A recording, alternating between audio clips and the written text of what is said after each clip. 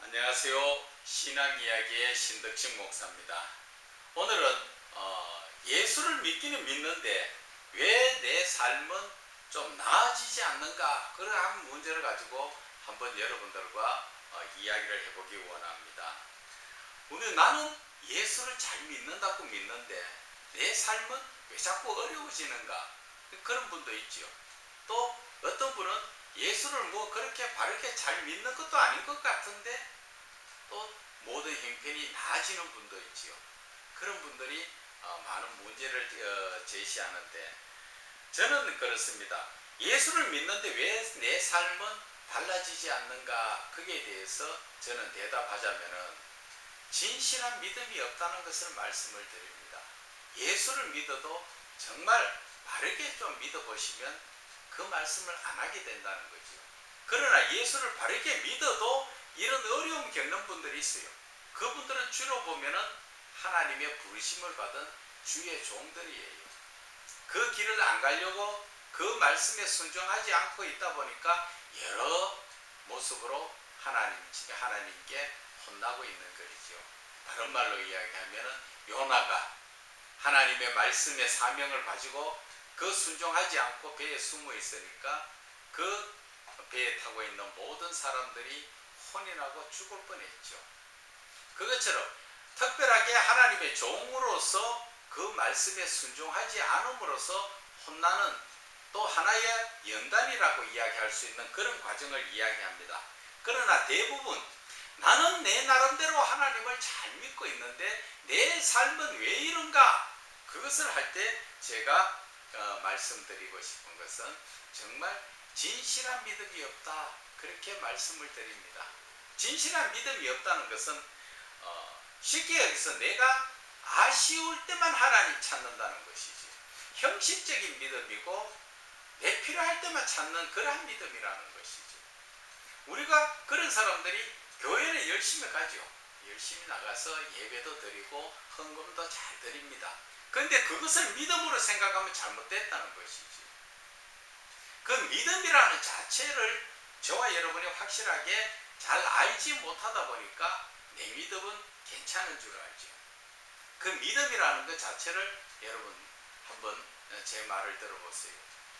믿음이라는 자체는 하나님을 사랑하는 거예요. 하나님의 사랑하는 것이 하나님을 믿는 것이고, 하나님을 믿는 것이 하나님 사랑하는 겁니다. 여러분들도 인간적인 모습에서도 그렇지 않습니까? 내가 그 사람을 믿는다 하는 것은 결국 그 사람을 사랑하는 것이고, 그 사람을 사랑하기 때문에 그 사람을 믿게 되는 것이잖아요. 그러다 보니까 결국 내가 믿고 사랑하는 사람에게는 뭐를 합니까? 그 사람이 거짓말을 해도 그 말에 따라서 순종하지요. 그것이 인간의 모습 속에서 보는 그 믿음이라는 것입니다. 하나님과의 믿음 속에서도 마찬가지예요. 하나님께서 우리에게 원하시는 것은 하나님을 사랑하라는 것이죠. 그리고 내 이웃을 사랑하라는 것이잖아요.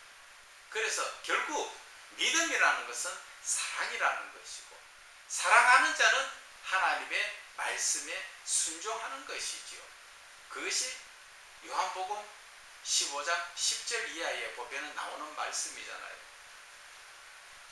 너희가 내 안에 거하고 내가 너희 안에 거한다. 그것이 바로 내 말이 너희 안에 거하면 너희들은 모든 것을 구해라. 그러면 다 이루어지리라. 그것이 7절 말씀이고, 그리고 나서 10절 이하에 보면 내 안에 거한다는 것은 바로 하나님 사랑 안에 거하는 것이고, 하나님 사랑 안에 거한다는 것은 하나님의 계명을 다 지키는 거라고 거기에 말씀하신 것처럼, 우리가 하나님을 믿는다는 것은 하나님을 사랑하는 것이고, 하나님을 사랑한다는 것은 하나님의 계명 자체를 모든 것을 따라 순종하는, 하나님의 말씀에 순종하는 자가, 그 자가 바로 하나님을 사랑하는 자요 하나님의 믿는 자라는 것입니다.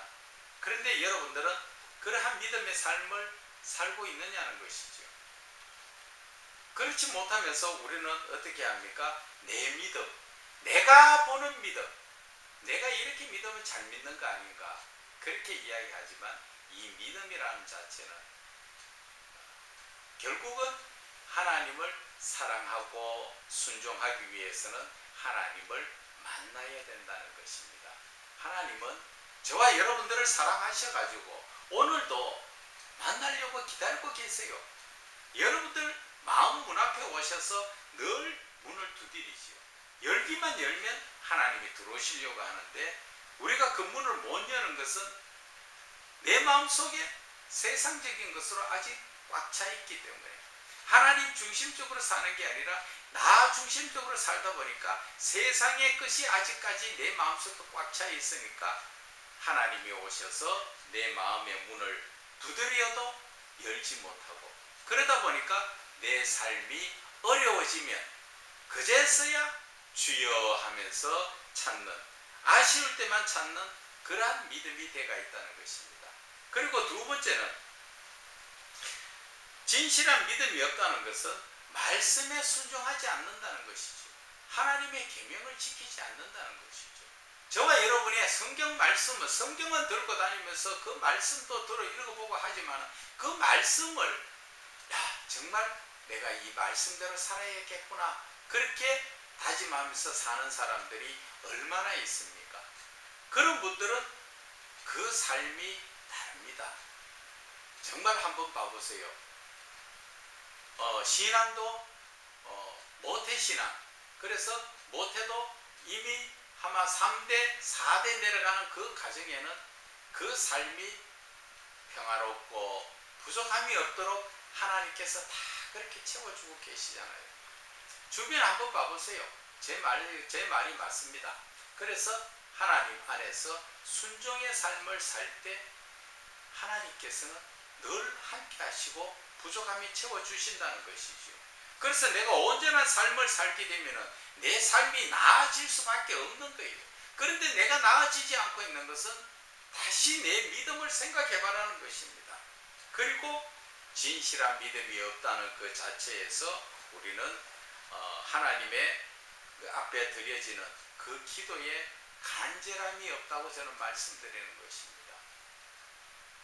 여러분들 기도할 때 하나님 앞에 간절함으로 기도하십니까? 그냥 시간만 몇 시간 따따붙다 그 기도하세요? 아니에요. 예수님께서 우리에게 기도의 본을 보여주셨잖아요. 하나님 앞에 기도하는 것은 예수님은 1시간 기도할 때 땀이 핏방울이 되도록 그렇게 간절한 기도, 그 예수님의 이마에 그 모세의 혈관이 터져서 그 땀방울로 같이 떨어지는 그러한 간절한 기도를 하셨잖아요.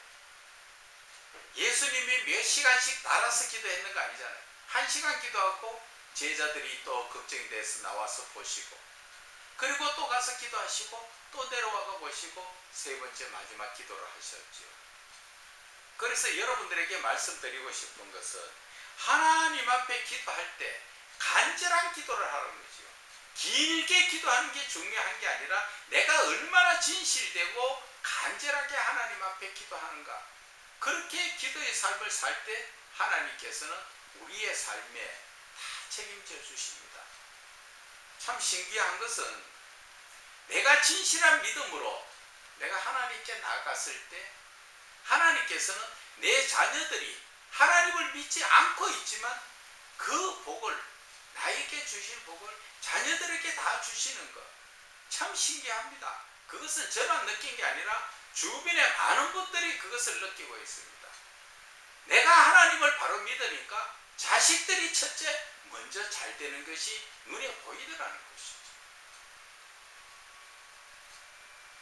그래서 우리는 그 기도를 하더라도 하나님 앞에 간절한 기도를 해야 된다. 그렇게 말씀을 드립니다.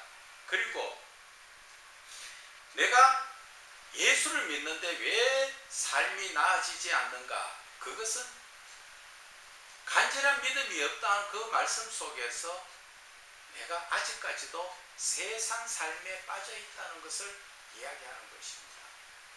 하나님을 믿고 하나님 뜻대로 사는 것이 아니라 하나님을 믿고 예배 드리고 다 하지만 내 삶의 모든 것은 내가 주장을 하고 내가 세상에서 무언가 더 많이 가지려고 뭔가 더 가지려고 그렇게 살다 보니까 세상 속에 빠져서 늘 마귀에게 유혹된 삶을 살고 있다는 것입니다. 하나님께서는 예수님께서 베드로에게 이야기하셨지요. 베드로가 예수님을 따라다니는 제자잖아요. 그가 예수님이 죽는데 나도 가고 예수님 죽을 때 나도 그 죽는 자리에 같이 가서 나도 죽겠습니다. 그렇게 이야기했죠. 그러나 막상 예수님께서 잡히신다고 이제 그렇게 하니까 절대 그러시면 안 됩니다. 그 전에 베드로가 하나님 앞에 예수님 앞에 받았는 게 뭡니까? 천국 열쇠지요. 손에 눈에 보이는 열쇠가 아니라 영적인 영권을 받았죠. 그런데 이제 예수님이 죽으신다니까 야 예수님 죽으면 무슨 소용이 있느냐. 그래서 예수님 죽으시면 안 됩니다. 그럴 때 예수님 뭐라 그랬어요?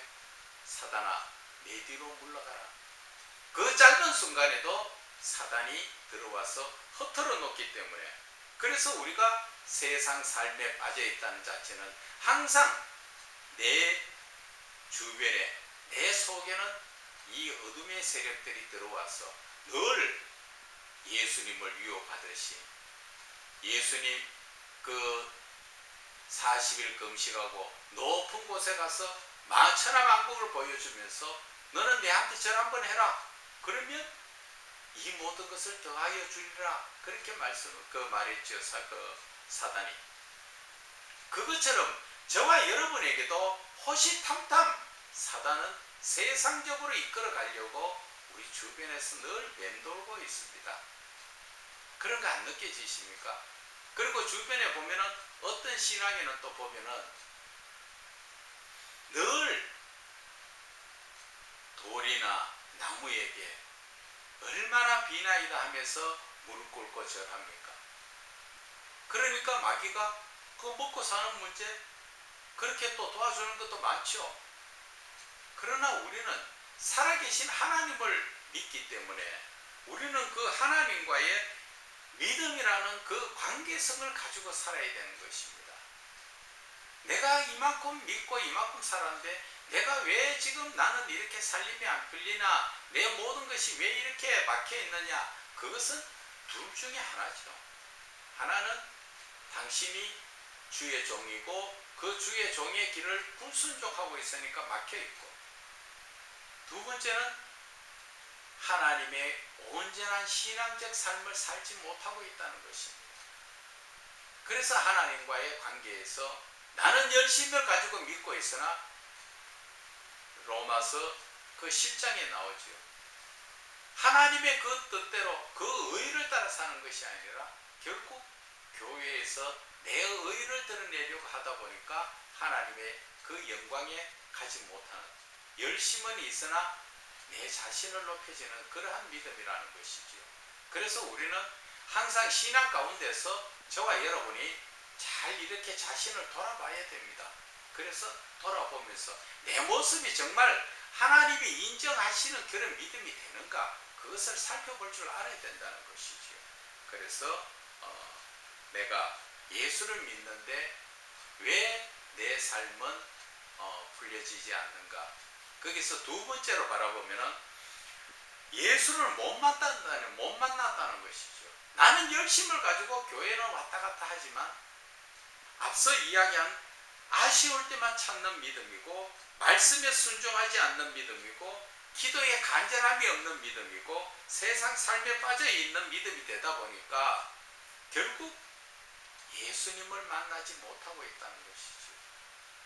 예수님은 저와 여러분을 만나시려고 항상 기다리고 계시죠. 그래서 예수님은 말씀하시잖아요. 내 이름으로 두세 사람 모인 곳에 나도 그들과 가운데 있다. 그들 가운데 있다. 이거 말씀하셨죠. 항상 주님은 나와 함께 하시는 임마누엘의 하나님. 뭔가 나에게 아쉽고 어려운 일이 있으면 도와주려고 하는 하나님. 그런데 그 하나님을 내가 만나지 못하고 있다는 것이죠. 그 만나지 못하는 것은 첫째는 보면은 신령과 진정으로 예배드리지 못하고 있다는 것입니다. 신령과 진정으로 예배를 드려야 되는데 신령과 진정으로 예배드리지 못하고 있다 보니까 하나님을 만날 수가 없다는 것이죠. 그래서 로마서 12장 1절에 말씀하시죠. 하나님이 기뻐하시는 영적 예배를 드려라. 하나님이 기뻐하시는 영적 예배를 드리라는 것이죠. 하나님이 기뻐하시는 영적 예배가 뭐예요? 내 자신을 거룩히 하나님 앞에 산제물로 드려야 된다. 그렇다고 하나님 앞에 내가 드러누워서 내가 제물입니다 하고 드리는 그런 의미가 아니죠. 내 자신을 죄로부터 깨끗하게 해서 하나님께 드려야 된다. 하나님께서 거룩한 산제물을 받는다는 건 무슨 의미입니까? 거룩해야 하나님 안에 들어갈 수가 있고 거룩해야 하나님이 나에게 오실 수 있다는 그 의미예요. 그런데 내 삶이 거룩하지 못하다 보니까 하나님이 나에게 오시지 않는 것이지요. 그래서 하나님을 만나지 못하고 있다는 것이죠. 그리고 우리가 하나님을 만나지 못하는 것은 결국 내가 하나님을 간절히 찾지 않고 있다는 것입니다. 지금 물질 만능주의가 돼가지고 돈만 있으면 다 해결되는 세상.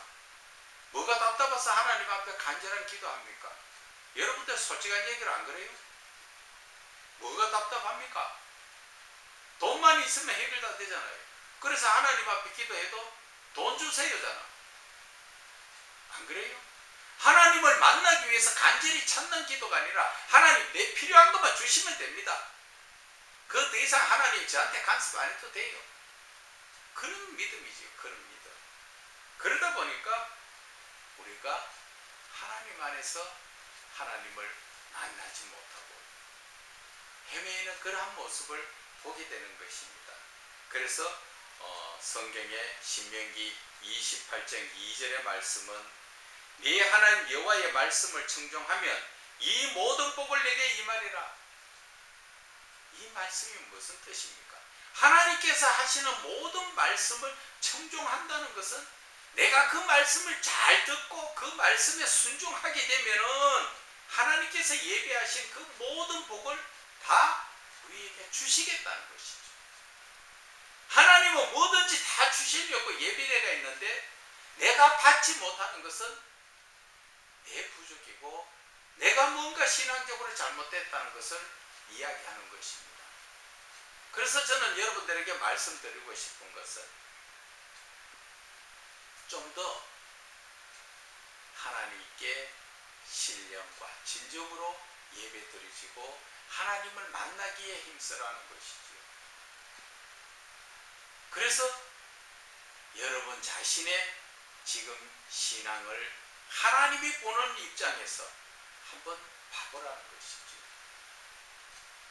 그래서 제가 늘 잘 말씀드리는 말씀이 있습니다. 그것은 바로 하나님께서 오늘 저와 여러분을 부르면 천국 갈 자신이 있냐는 것입니다. 오늘 밤에라도 아무개야 가자 하시면 천국 갈 자신이 있습니까? 천국 갈 자신이 없다는 그 자체가 내가 잘못 믿고 있다는 거 아니에요? 내가 뭔가 죄가 있어도 회개하지 못하고 찔림 속에 살고 있다는 거 아니에요? 그러면서 내 삶이 예수님 믿는데 왜 나는 내 삶이 이런가 그런 얘기 할 수 있겠어요? 여러분, 저와 여러분은 언제 하나님이 불러서 가야 될지 알 수 없던 자들이잖아요. 그렇기 때문에 우리의 삶이라는 것은 항상 영적으로 준비되어 있어야 된다는 것입니다.